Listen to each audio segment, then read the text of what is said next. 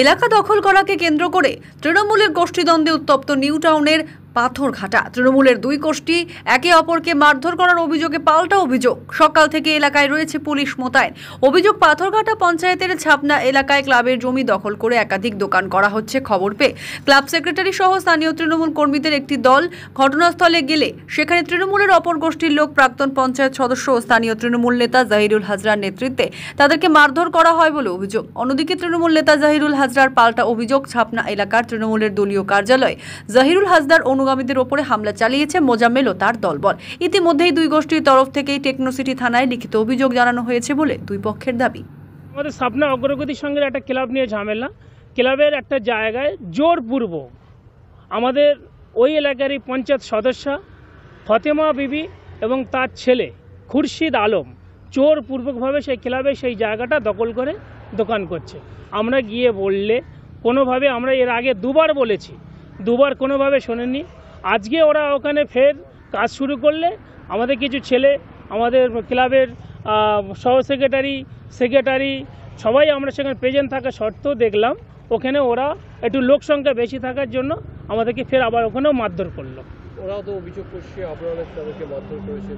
একদম ভুল তথ্য। আমরা কাউকে মারধর করিনি, কাউকে আমরা কিছু বলি না। আমরা 4 জন ওখানে গেছি, 4 জন আর ওখানে 30 জন, তাহলে আমরা কি ওদেরকে মারতে পারি? কি মনে হয়? 4 জন, আমাদের 4 জনকে ইনজুরি হয়েছে। এবং সেই আমাদের শাহরুখ খায়রা দেখুন, গলার শাহরুখে সরেছো, এই দেখুন গলা এখন ইনজুরি হয়ে আছে। তাহলে সেই জায়গা দিয়ে আপনি দেখে বুঝতে পারছেন যে কারা ইনজুরি হয়েছে। আপনিও তৃণমূল কর্মী, জহিরুল হাজরাও তৃণমূল কর্মী, তো সেক্ষেত্রে এই ঝামেলা বা মারধর কারণটা কি? ও এলাকায় চাইছে কি আমি একাই ওখানকার লিডার থাকবো, ওই এলাকায় আর যেন কেউ না থাকতে পারে, যা কিছু করব আমি করব। দ্বিতীয় করে কেউ যেন ওখানে খাড়া হয়ে না দাঁড়াতে পারে। ও নিজের থেকে চেষ্টা করছে। অ্যাকচুয়ালি সব কিছু তো দখল করছে, জোরগুড়ি তো দখল করছে। আপনার নাম? আমার নাম হচ্ছে কামাল হোসেন। একদম সম্পূর্ণ ভুল অভিযোগ, কারণ ওরা যে ঝগড়াটা ইচ্ছাকৃতভাবে করছে ওদের কাছে কোনো যুক্তি নেই।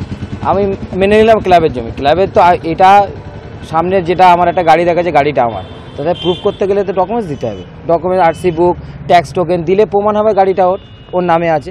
তো ক্লাবের যদি জায়গা হয় ক্লাবের ডকুমেন্টস দেখাক যে হ্যাঁ এটা ক্লাবের ডকুমেন্টস, এটা ক্লাবের জায়গা। একদম ক্লাব যেখানে আছে তার বাউন্ডারি দিয়ে ক্লাব ঘেরা আছে। আমাদের যেখানে দোকানটা হচ্ছে একদম ক্লাবের পাশের সেপারেট বাউন্ডারি পথ থেকে 8.5 ফুট ছেড়ে ওখানে দোকান হচ্ছে। সম্পূর্ণ মিথ্যা অভিযোগ, ভিত্তিহীন অভিযোগ, কোনো যুক্তি নেই। ঝামেলা করেছে সাফাই দিতে গিয়ে এরকম ভুলভাল অভিযোগ ওরা করে বসে। ও যে মারধর করা হয়েছে বলতে একদম না, ওরাই তো এর আগের দিন আমাদের পার্টি অফিসে 20-30 জন দুষ্কৃতী নিয়ে অ্যাটাক করেছে। আমরা সুস্থভাবে ওদেরকে হটিয়ে দিয়েছি, কোনো মারধরের কোনো গল্প নেই এখানে। কোনো মারধর তৃণমূল কর্মী বলছে, জানি না ওরা কী ধরনের তৃণমূল কর্মী, কারণ আমাদের যে স্কুল ইলেকশন হলো, স্কুল ইলেকশনে ওদের দেখা যায়নি। তাহলে কোন নির্বাচনে যদি যাদের দেখা না যাবে তারা যদি তৃণমূল কর্মী বলে দাবি করে, সেটা যারা শুনবে শুভবুদ্ধি সম্পন্ন মানুষ বিচার করবে যে ওরা কী ধরনের তৃণমূল। ওরা দাবি করছে স্কুল ভোটে গেছিলাম, আমাদেরকে ধাক্কাধাক্কি দিয়ে মারধর করে দেওয়া। তাহলে ওরা যদি টিএমসি হবে, আমরা তো সিপিএমদেরকে ধাক্কাধাক্কি দিয়েছি, যেটা সিপিএমের সবথেকে বড় লিডার এখানে যা সপ্তর্ষি মণ্ডল না কে আছে, উনি তো নিজে স্বীকার করেছেন যে আমাদেরকে মারধর করা হয়েছে। তাহলে ওদেরকে যদি ধাক্কাধাক্কি দেওয়া হয় তাহলে নিশ্চিত ওরা তাহলে টিএমসি না অন্য কোনো দলের লোক, সেটাই তো প্রমাণিত হয়। ওদের বক্তব্যই তো প্রমাণিত হয় ওরা টিএমসি করে না। কয়েকদিন ধরে ও সবসময় চাইছে যে টোটাল এলাকার দখল ওর হাতে রেখে দেবে, ও যা বলবে সবাইকে তাই শুনতে হবে। কিছুদিন ধরে ওর পার্টি অফিসে নূতন কিছু ছেলে নিয়ে যারা সিপিএম করতো এবং নূতন সিপিএমের প্রার্থী সেও ওদের সঙ্গে আছে। আমাদের পুরাতন যারা টিএমসি কর্মী আমাদেরকে একেবারে বসিয়ে দিতে চাইছে, বাদ দিতে চাইছে। এলাকায় যেন আমরা কোনো রকমভাবে কোনো কথা না বলতে পারি, আমরা যেন পার্টির ঝান্ডা থেকে সরে গেলে ওর ভালো হয়, এবং পার্টি না করলে ভালো হয়। ও একাই সব কিছু করবে, ওর কথা শুনে সবাইকে চলতে হবে, আর ও সব কিছু দখল করে রাখতে চাইছে। ক্লাবের বিষয় বলতে ক্লাব আজকে তো শুধু ক্লাব ধরেছে, ক্লাবের যে জায়গাটা আমরা অনুষ্ঠান করি সেই জায়গাটার উপরে 2টো দোকান খাড়া করে দিয়েছে। বিগত কয়েকদিন ধরে বলে যাচ্ছি যে আলোচনায় এসো, যেহেতু তোমরা দোকান জোরপূর্বক করছো তবুও একটা আলোচনায় এসো।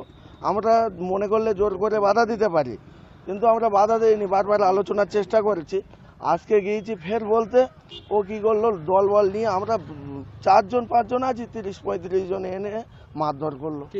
জহিরুল হাজরা এবং খুরশিদ আলমের মা, এখনকার মেম্বার, যিনি ফতেমা বিবি। আচ্ছা, আপনিও তৃণমূল করেন, হ্যাঁ, জহির ভাইরাও তৃণমূল করেন, তাহলে এই ঝামেলাকে ঝামেলা ওই দখল নিয়ে, এলাকার দখল নিয়ে। উনি জলাশয় ভরাট করবে, আমরা কিচ্ছু বললে হবে না।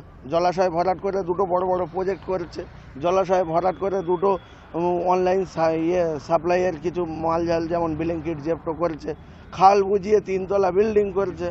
হ্যাঁ, ব্রিজ ট্রিজ ভেঙে কেউ যদি একটা ছোট দোকান করতে যায় তার বলে 5 লাখ 6 লাখ টাকা দিতে হবে, না যদি দেয় নানান রকমভাবে তাকে ডিস্টার্ব করে।